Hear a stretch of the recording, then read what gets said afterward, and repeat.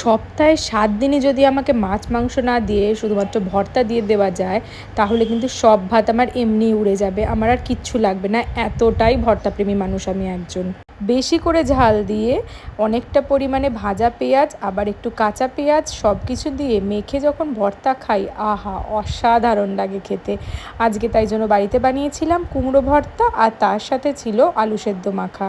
আলু সেদ্ধ মাখাতে শুধুমাত্র পেঁয়াজ ভাজা শুকনো লঙ্কা দিয়েছিলাম, কিন্তু যখন কুমড়োটা মাখবার সময় তখন কিন্তু আমি আবার একটু কাঁচা পেঁয়াজও দিয়েছিলাম। গরম ভাতে ঘি দিয়ে অথবা আমডাল দিয়ে একবার এই আলু সেদ্ধ মাখাটা খেয়ে দেখবে, এত অসাধারণ খেতে লাগে।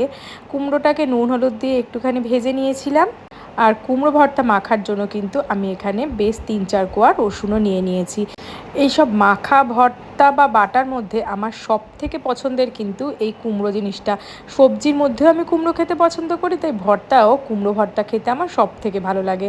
তোমরা আমাকে কমেন্ট করে জানিও তোমাদের কোন ভর্তাটা সব থেকে পছন্দ।